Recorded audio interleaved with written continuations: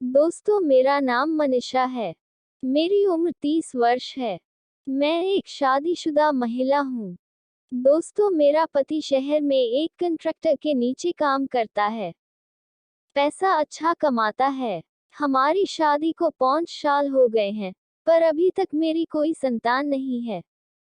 मैं जब भी इस बारे में बात करती हूँ, मेरा पति ये कहकर टाल देता है कि अभी मुझे ढेर सारा पैसा कमाना है।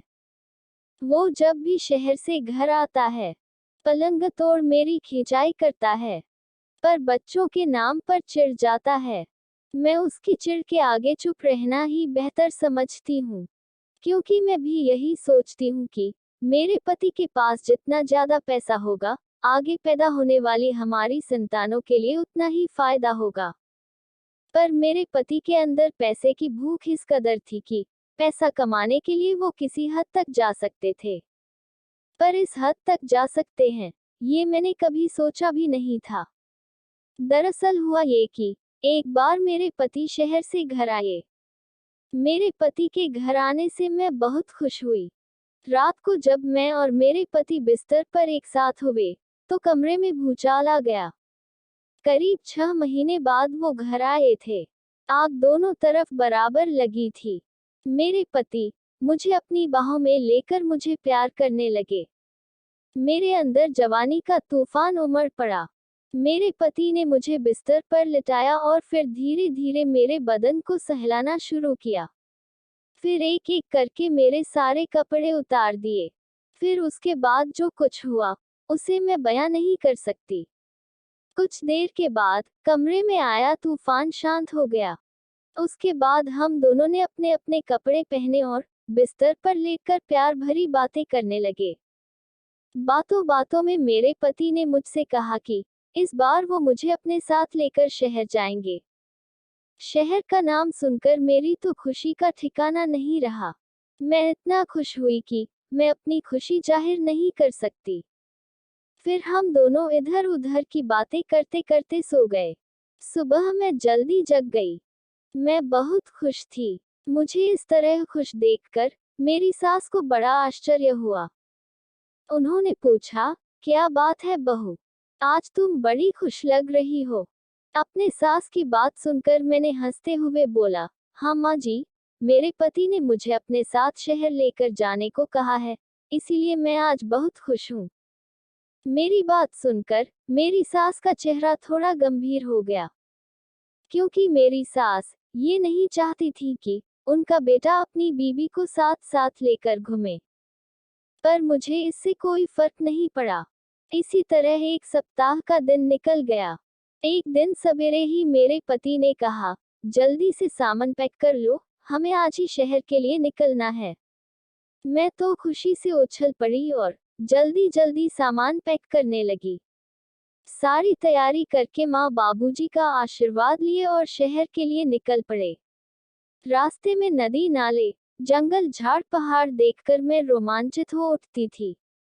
गांव में ये सब देखने को कहाँ मिलता है। करीब 35-36 घंटे का सफर पूरा करके हम अपने मंजिल पर पहुंच ही गए। पर मुझे ये बिल्कुल पता नहीं था कि मेरे साथ क्या होने वाला है। पति के साथ हंसी खुशी से 1 महीने का दिन गुजर गया। एक दिन मेरे पति काम से जल्दी घर आ गए। मैंने पूछा, क्या हुआ, आज आप बड़ी जल्दी आ गए? मेरे पति ने कहा, हाँ, आज कुछ काम ही ऐसा है कि जल्दी आना पड़ा। फिर मैंने पूछा, ऐसा कौन सा काम है जो मुझे नहीं पता? मेरे पति ने कहा, देखो, आज मेरे बॉस मेरे घर पर आ रहे हैं। उनकी खातिरदारी में कोई कमी नहीं होनी चाहिए। आज मैं जो कुछ भी हूँ, उन्हीं की बदौलत हूँ। इसलिए उनकी खातिरदारी अच्छे से करना। कोई शिकायत का मौका मत देना। मैंने मुस्कुराते हुए कहा, ठीक है जी। आज मैं आपके बॉस की ऐसी खातिरदारी करूंगी कि आप देखते रह जाएंगे। इसके बाद मेरे पति बाजार चले गए और जब वापस आए तो अपने साथ अपने बॉस को भी लेकर आए। मेरे पति ने मुझसे कहा, मनीषा, ये मेरे बॉस हैं। मैंने अपना दोनों हाथ जोड़कर उन्हें नमस्ते किया। फिर मेरे पति उनको लेकर घर के अंदर आ गए। मेरे पति खातिरदारी के सारे सामान बाजार से ही लेकर आए थे, इसलिए मुझे कोई तैयारी नहीं करनी थी। बॉस सोफे पर बैठ गए। सामने कांच का टेबल रखा था। मेरे पति ने खातिरदारी के सब सामान को टेबल पर अच्छे से सजा दिया और फिर पार्टी शुरू हो गई। मेरे पति और उनके बॉस शराब पी रहे थे और मैं वहां बैठकर उन लोगों को शराब सर्व कर रही थी। अब मैंने बॉस को अच्छे से देखा। एकदम रोबीला चेहरा, गठीला बदन, चौड़ी छाती, सिर पर घुंघराले बाल, दाढ़ी मूंछ एकदम क्लीन। तभी मेरे पति के बॉस ने मेरे पति से कहा, अरे यार सिगरेट नहीं लाए क्या? मेरे पति ने कहा, सॉरी सर, सिगरेट लाना भूल गया, मैं अभी लेकर आता हूँ। फिर मुझसे बोले, मनीषा, सर का ध्यान रखना, मैं अभी सिगरेट लेकर आता हूँ। इतना कहकर मेरे पति कमरे से बाहर चले गए। अब कमरे में सिर्फ मैं और बॉस थे। मुझे थोड़ा डर सा लगने लगा। मेरे अंदर के डर को बॉस भांप गए। उन्होंने मुझसे बातें करना शुरू कर दिया। बातें करते करते पैगा बनाने के लिए मैंने अपना हाथ जैसे ही आगे बढ़ाया, बॉस ने मेरा हाथ पकड़ लिया और जबरदस्ती अपनी तरफ खींचने लगे। मैंने कहा, साहब, ये क्या कर रहे हैं? मेरे पति देखेंगे तो क्या सोचेंगे? पर बॉस का जवाब सुनकर तो मेरे पैरों के नीचे की जमीन खिसक गई। मैं एकदम सन्न हो गई। बॉस ने कहा, मेरी जान, तुम्हारा पति आज जो भी है न, वो मेरी वजह से है। और आज की पार्टी उसके प्रमोशन की पार्टी है। तुम्हें डर है न कि तुम्हारा पति आ जाएगा? तो एक बात जान लो, तुम्हारे पति को जब तक मेरा सिग्नल नहीं मिलेगा, तब तक वो वापस नहीं आएगा। और अगर तुमने आज मुझे खुश नहीं किया, तो कल तुम्हारा पति रोड पर होगा।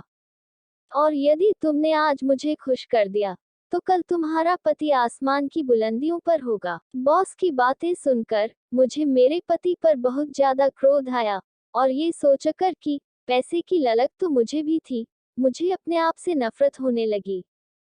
पर अब कर भी क्या सकती थी? मैं पूरी तरह से फंस चुकी थी। अगर मैं शोर मचाकर किसी तरह अपने आप को बचा भी लेती, तो अगले ही दिन हम लोग रोड पर होते, और जो बदनामी होती वो अलग। फिर मैंने सोचा कि जब मेरे पति को ऐतराज नहीं है तो मुझे किस बात की डर है, और फिर एक ही रात की तो बात है। यही सब सोचकर मैं बॉस का साथ देने के लिए तैयार हो गई। मगर दोस्तों, मेरी यही सोच गलत थी। मुझे ऐसा नहीं करना चाहिए था। खैर, आगे क्या हुआ, अब वो बताती हूँ। अब मैं खुशी खुशी बॉस की बाहों में चली गई, क्योंकि मुझे पता चल चुका था कि मेरे पति नहीं आने वाले। इसलिए अब मैं बेझिझक बॉस का साथ देने लगी। बॉस ने मुझे अपनी बाहों में जकड़कर अपनी गोद में बिठा लिया, और फिर मेरे दोनों संतरों को मसलना शुरू कर दिया। मैं उत्तेजित होने लगी। मेरे मुंह से कामुक सिसकारियां निकलने लगी। बॉस भी अब पूरी तरह जोश में आ गए थे। फिर उन्होंने एक एक करके मेरे कपड़ों को उतारना शुरू किया। अब मेरे शरीर पर बस ब्रा और पैंटी बची थी। बॉस ने मेरी ब्रा का हुक खोलकर मेरी ब्रा उतार दिया। फिर मेरे संतरों को मुंह में लेकर चूसने लगे। मेरे अंदर जवानी के शोले भड़कने लगे थे। मैंने बोला, सर, अब बर्दाश्त नहीं हो रहा है सर। मेरे मुंह से सिसकारियां निकल रही थी। बॉस ने मुझे अपनी गोद में उठाया और बिस्तर पर लिटा दिया और मेरे जिस्म के साथ छेड़छाड़ करने लगे। मैं भी जवानी का भरपूर आनंद लेने लगी। जब बॉस का हाथ मेरी गुफा पर गया, मेरे रोम रोम में सनसनी दौड़ गई। उसके बाद तो बॉस ने जैसे ही अपने घोड़े को मेरी गुफा के अंदर प्रवेश किया, मैं जन्नत की सैर करने लगी। उसके बाद बॉस ने जमकर मेरी घोड़ी की सवारी किया। कुछ देर के बाद हम दोनों शांत हो गए। फिर अपने अपने कपड़े पहनकर अपनी अपनी जगह पर बैठ गए। उसके बाद बॉस ने मेरे पति को फोन किया। थोड़ी देर में मेरे पति वापस आ गए। फिर मेरे पति बॉस को लेकर वापस चले गए। उस दिन के बाद बॉस बराबर आते थे और मेरे साथ जवानी का एक खेल खेल कर जाते थे। बॉस की कृपा से मेरे पति सच में आसमान की बुलंदियों को छूने लगे। लेकिन मैं बॉस के हाथों का खिलौना बनकर रह गई।